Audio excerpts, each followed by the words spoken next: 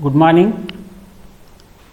Welcome back. In this session, we are going to discuss about the topic on the Algol digital signature scheme. In the previous session, we have discussed about the importance of the digital signatures and what are the properties of the digital signatures, what are the attacks and the forgeries that can take place on the signatures, and the direct digital signature has been discussed in the previous session. And as an example, in this session we will discuss this particular digital signature scheme, which is the Algol digital signature scheme.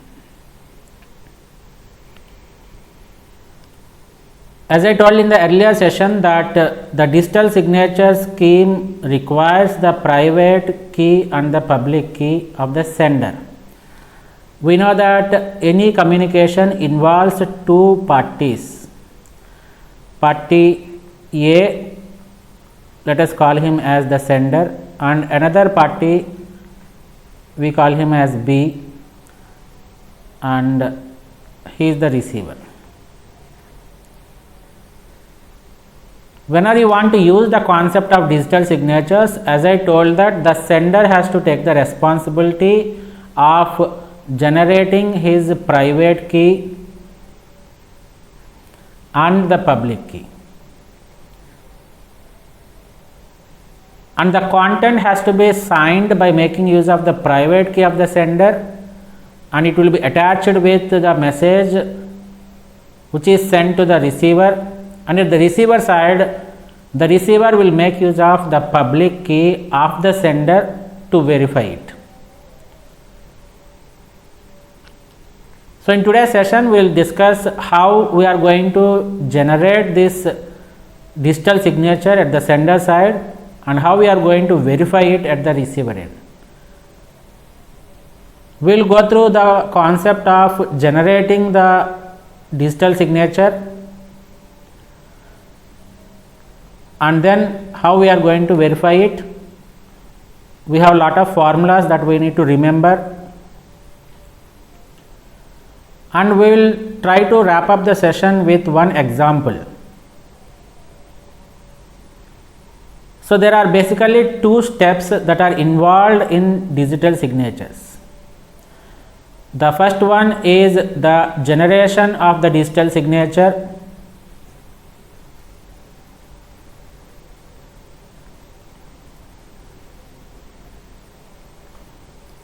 which is done at the sender side, and the second step is to verify the digital signature, which is done at the receiver side.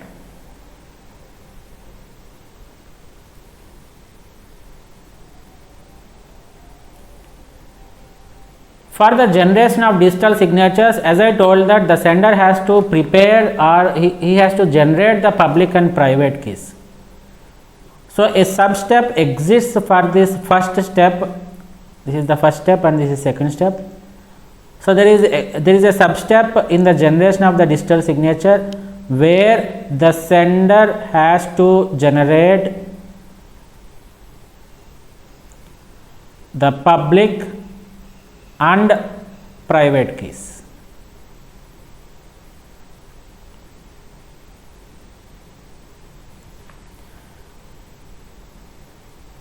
So basically we can say that there exist three steps. Initially we need to perform the generation of public and private keys, and by making use of this public and private keys we are going to generate the digital signature, and by using the same public key of the sender we are going to verify the digital signature at the receiver. These two steps, basically you can call it as we can make it as three steps also. So these three steps are involved in any digital signature scheme, very important. So let us go with the introduction part that is related to the Algol digital signature scheme. The concept of digital signature remains the same whether it is Algol or Schoner or DSS, whatever it may be.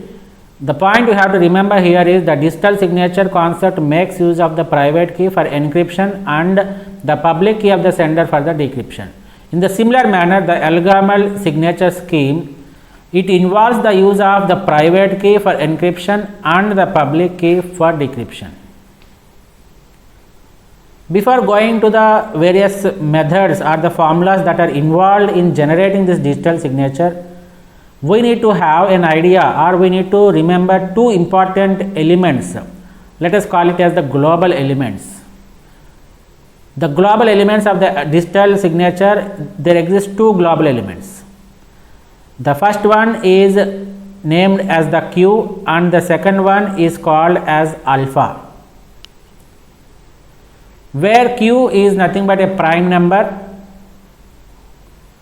and alpha is a primitive root of the prime. It is the one of the primitive root of this Q what we have selected. And remember that this selection of Q is very, very important. You have to select this Q as one prime number, and it plays very important role in all the steps. At the time of generating the digital signatures, Q plays very, very important role, and the Q should be selected as a prime number.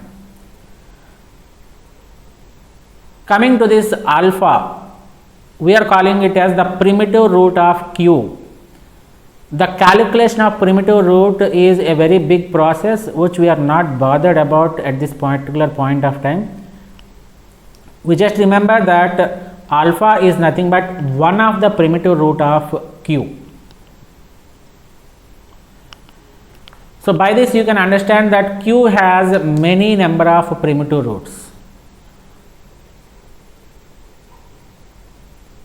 and out of those many number of primitive roots, we are going to select one primitive root and we are taking it as the alpha. So these are the two global parameters which you should concentrate. So Q is prime number and alpha is the primitive root of Q. Now we are entering into the first step, which is called as the generation of the key generation. In this particular step, as I told that we can divide it into two parts. The first part is the generation of the private key and the public key. This part is generation of keys. Once you generate the keys, the public and private keys, you can make use of these public and private keys to generate the digital signature. Right. So the first step is the key generation, which is very important. After this, we are going into the second step, which is nothing but the digital signature generation. For the key generation, we have already selected two values. One is Q, which is a prime, and another one is alpha, which is a primitive root of Q.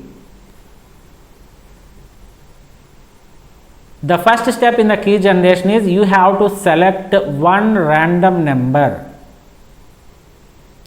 and that random number should be in the range of 1 and Q minus 1.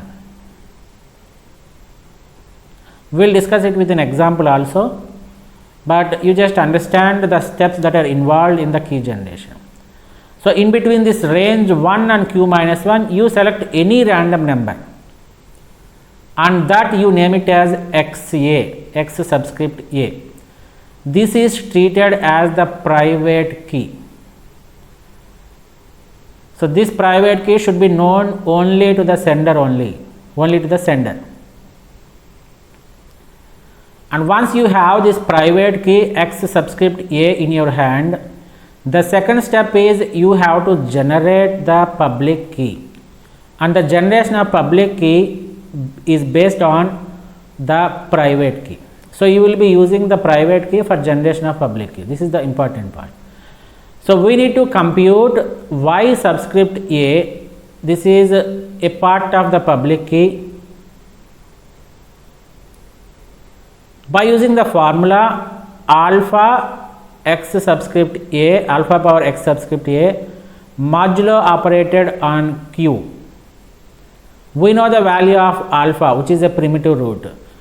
In the previous step, we have selected the XA value, which is nothing but private key, and which is in the range of 1 less than or equal to XA less than Q minus 1. And we know that Q value. Q is nothing but a prime number which you have selected.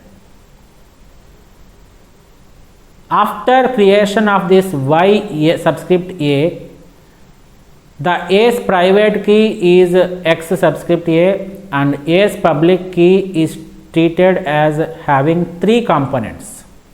The three components are the prime number what you have selected, the primitive root what you have selected, and the ya which you have calculated from the primitive root, prime number and the private key X subscript a. Now we are having the private key and the public key in our hands. Now you need to go for generation of the digital signature. Remember that the generation of the digital signature for a given message, morning all in the previous session also we have told that one of the requirement of the digital signature is the digital signature is a bit pattern that depends on the message, and it also involves the digital signature involves the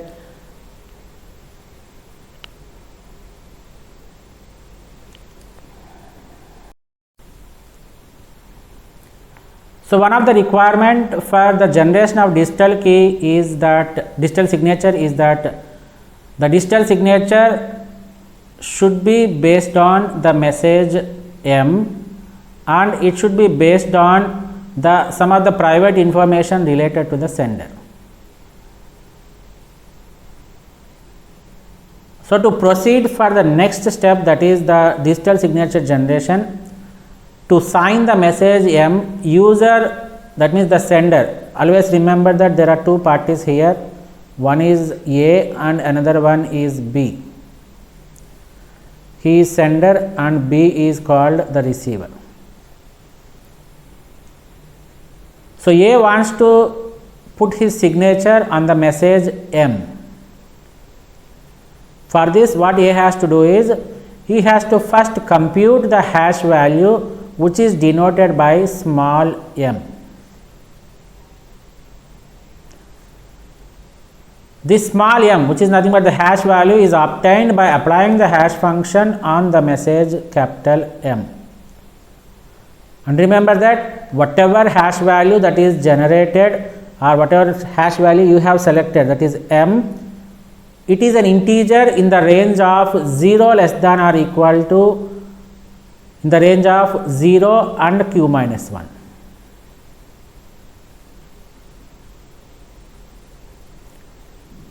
Once you have selected this hash value, then next step is to form or to generate the digital signature.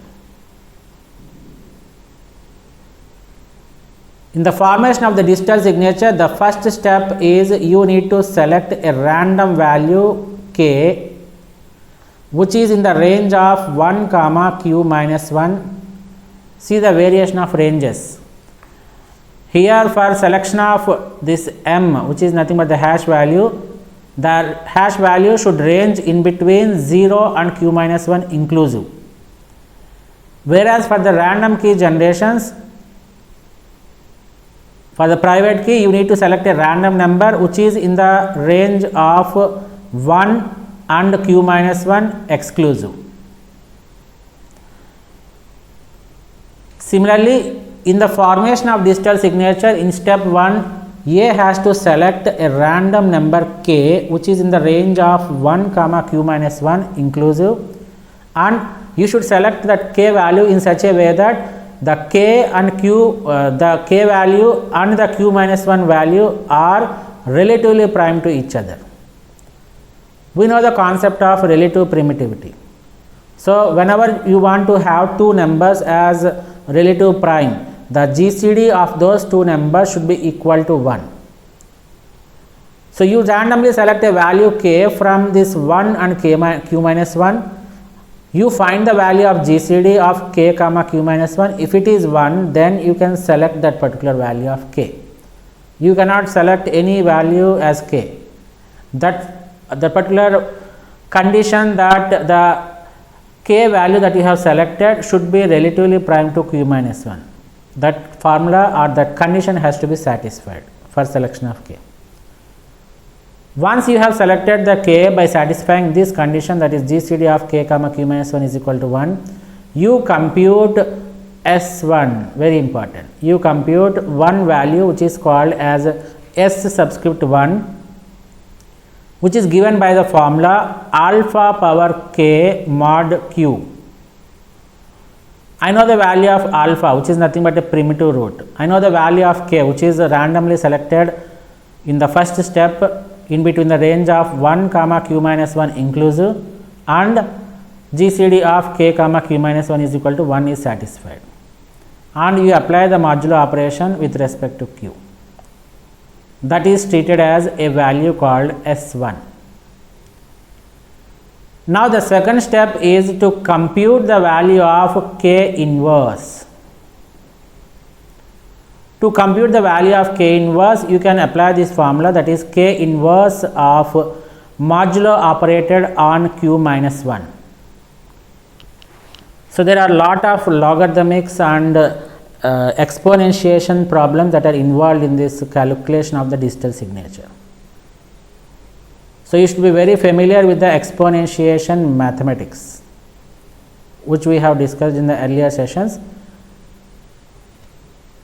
The third step, that is you have to calculate the value of k inverse modulo operated on q minus 1, and the fourth step is you have to calculate the value of S subscript 2, which is given by the formula k inverse of multiplied with m. I know the value of m, right? What is m? M is nothing but the hash value what you have selected, which is in the range of 0 comma q minus 1 inclusive, minus the hash value should is applied with subtraction, and m minus xa. I know this value of xa, which is nothing but the private key. See here, as I told that a digital signature always involves the private key of the sender. Here I am making use of the private key, multiplied with S1, which I have calculated here, modulo operated with q minus 1. Now the final step is how you are going to treat the signature. The signature is a two variable set which consists of S1 and S2. I have calculated this S1 here, and calculation of S2 is done here. And remember that the calculation of S2, which is a part of the digital signature, makes use of the private key of the sender, XA, this one. This is a very simple 5-step process which involves the generation of the digital signature. So the pair S1 comma S2 is called as the signature. And once the message has been signed by the sender, it has to be appended. Of course, the encryption is an optional thing. You can encrypt it or you can do it as if you want. But let us say that that is not encrypted. The message has been sent from the sender to the receiver, and now it is the responsibility of the receiver to verify it.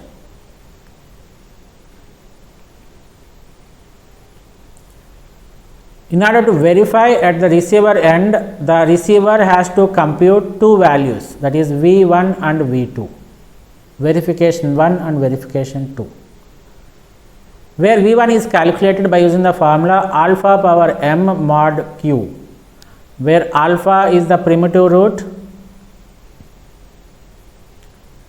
You may be getting a doubt how this receiver is having this value of alpha. From the previous value, you can see that the public key consists of three parts, that is the q, which is the prime number which I selected, and alpha, which is the primitive root of q, and the ya value. So by this public key, why? Because this is public key, it is publicly published, and every actor or every entity that is present inside the network will have the value of this public key. And for suppose it is a communication between only two entities, that is A and B. This, since it is public key, we will have lot of topics that are related to how we are going to distribute the public key. that is a topic that is postponed to the other sessions. We will discuss definitely with respect to that distribution of public keys. So, this public key is distributed to B, and by this the receiver will get the value of alpha. So, the receiver will calculate V1 is equal to alpha power m mod q. Alpha value is from the public key of A, that is the sender, and m is the hash value which can be calculated from the message m. Why? Because the hash function is remains the same, and q I know it from the public key. Once you calculate this value, keep it aside, and the second step is you have to calculate the value of V2. V2 is calculated by using the formula YA, that is, let us reset subscript. Y subscript A, which is nothing but the public key of A, the sender.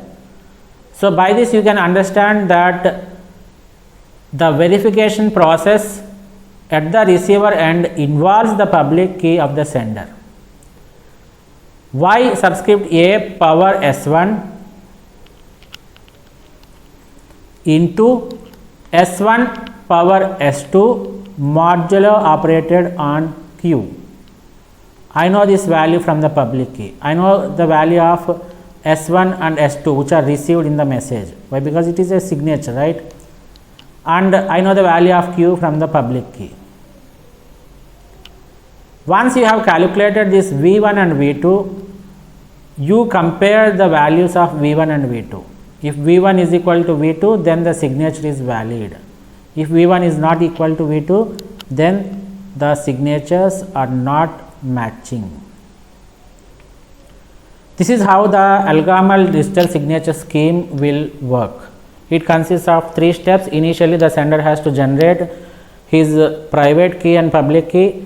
Then he has to generate the digital signature by making use of the hash value, the primitive root, the random value that is selected in the range of 1 comma q minus 1 and q, and like that. The private key is important. The private key of A, that is the sender, is used to form the digital signature. And at the verifier side, the verifier has to do only 2 simple things. He has to calculate the values of V1 and V2 with the formulas alpha power m mod q for V1 and V2 is equal to YA, which is the public key of A power S1 into S1 power S2 modulo operated on Q. Here in the calculation of V2, you can see that the public key of A is used. Therefore, only one important point you should always keep it in mind is that when you are making use of the digital signatures concept, you please remember that the sender has to generate the private and public keys, and the signature makes use of the private key of the sender, and at the receiver side verification, the receiver will be making use of the public key of the sender. Very important points. So, that is all about the algorithm digital signature scheme. Let us have a quick idea on, we will take an example. I do not actually want to make use of how the primitive roots are calculated and what is that you are going to do, how this 2 power 56 mod q all modulo operations are calculated. I just want to concentrate on how you can apply these formulas. Let us start our discussion with the key generation. For the key generations in the algorithm digital scheme, we know that we need to select 2 values, q and the alpha. Let me take the q value, which is a prime number, as 19. If we apply the primitive roots formula on this 19, the primitive roots what you will get is 2, 3, 10, 13, 14 and 15. These are the set of primitive roots. So, out of all these primitive roots, you can select any of the primitive root as your alpha value. Let me take the example of alpha is equal to 10. So, I have selected this value. It's not mandatory that you always select this 10. You can select 2, 3, 13, 14, 15 can also be selected. But for this example, the author has selected the value of alpha is equal to 10. So I am ready with the value of q and alpha value. Now the first step is the sender has to calculate the private key and the public key. Assume that the sender has selected a value xa such that it is in the range of 1 comma q minus 1 exclusive. Exclusive means you should not include this 1 and q minus 1. So since my q value is 19, I have to select a random value in between 1 and 18, exclusive of 1 and 18. So you can select a range of values from 2, 3, 4, 5 and so on up to 17. In between this you can select any value, random value. So for this example, I am taking the private key as 16.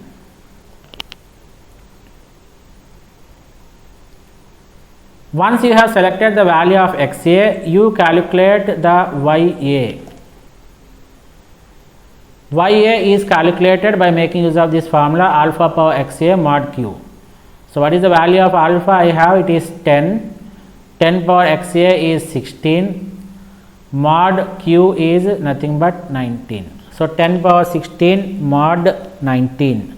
If you find the value, it is nothing but 4. The value of 10 power 16 mod 19 is equal to 4. Now I am ready with the private key and the public key. So what is the private key I have? The private key is nothing but the direct xa value, which is nothing but 16. Let me call it as PRA or XA. Let me denote it as XA. And the public key of A is nothing but it consists of 3 values, which is nothing but Q, which is 19, and alpha, which is nothing but 10, and the last one is the value of ya that is calculated, that is 4. Let me denote it as public key of A, PUA.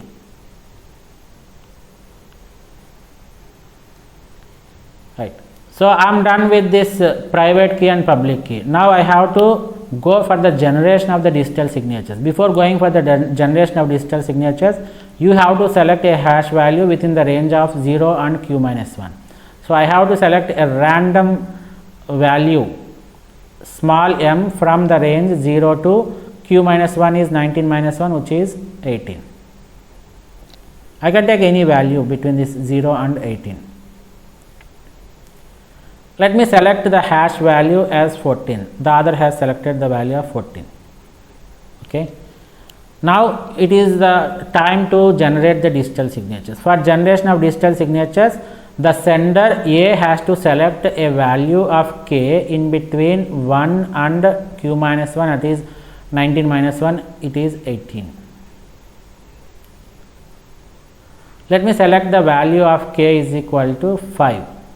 You can select any value, but just I am making it simple with respect to the author's explanation.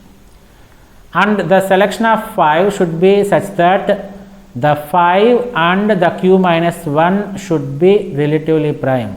In order to check whether the two numbers are relatively prime or not, you find the value of GCD of those two numbers 5 and 18. So the GCD of 5 and 18 is 1.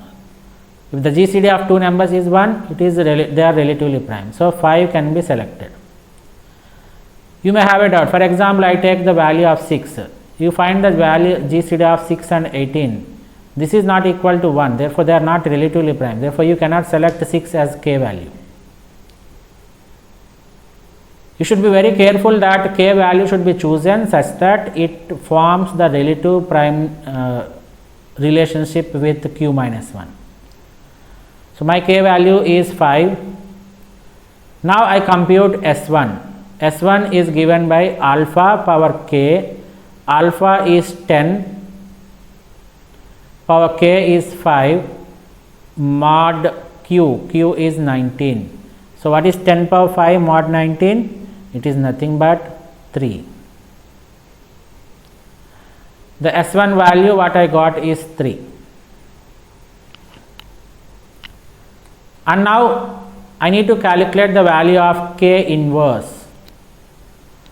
How I am going to calculate the value of K inverse is, I need to use this formula K inverse mod Q minus 1.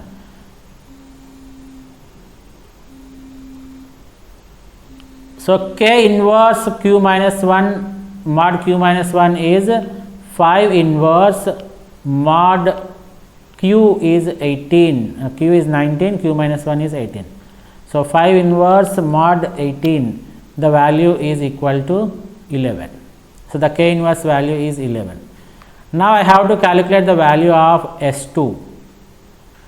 S2 is given by K inverse, which is 11, and into the value of M. What is the value of M that I have chosen? It is nothing but 14 hash value minus XA, which is the private key, it is 16, into S1, the value I got for S1 is 3 mod 19. So the entire value will be evaluated to 16. I got the value of S1 and I got the value of S2. The signature is nothing but a two variable set, that is S1 and S2, which is equal to 3 comma 16. Sorry, 3 comma, this S2 is 4. 3 comma 4. Right, if you simplify this one, you will get it as minus 374 mod 18, Q minus 1, 18. So this is equal to 4. The S2 value is 4, therefore the signature is S1 comma S2 is equal to 3 comma 4. Now this is sent to the receiver side and the receiver has to verify it. So at the receiver end, the receiver has to calculate the value of V1 with the values of alpha power m mod Q. The value of alpha is 10, m is the hash value 14, mod Q is 19. This is equal to 16. And then you calculate the value of V2. V2 is given by YA power S1. So YA is nothing but, what is the value I got here?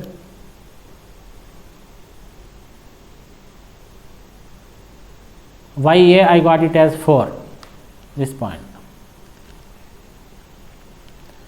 YA power S1, S1 is 3 into S1 power S2, that is 3 power 4, modulo operated with 19. So 4 cube into 3 power 4 mod 19 is equal to 16. Now you verify this V1 and V2.